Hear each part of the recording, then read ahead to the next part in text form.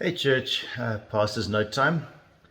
It's really an interesting season in the life of the church. I've been listening to various pastors with congregations in different parts of the city and in different parts of the world, and we're all struggling to figure out what this new life is like with COVID and lockdowns, and then back to normal life and back to lockdown.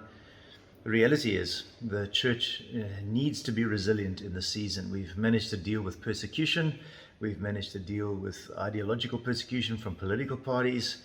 The church has found itself in pluralistic societies around the world with other religions putting pressure on it, and yet somehow we have prevailed. And we will prevail through this season. But we do need to change some things. And so one of the areas we're really pressing into is the reality that the church is no longer able to always gather in one space.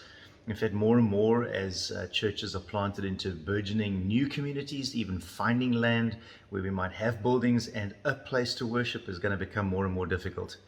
And so the reality is we as leaders want to return the church back in some sense to what we were in the beginning, and that is a church that met in homes. And so we're going to be doing a lot of work over the next years trying to shift some of our thinking away from a Sunday-centric model of church.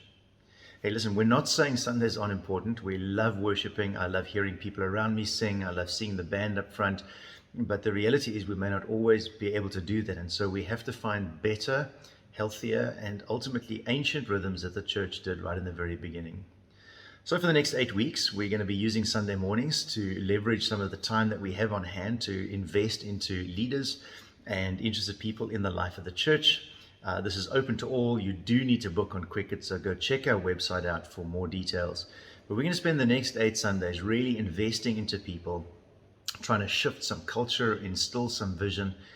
Grant and I feel quite daunted by this. There's a challenge for us as leaders to lead well through the season. And so we really are seeking God's face and seeking God's power to be at work in us. So won't you come join us?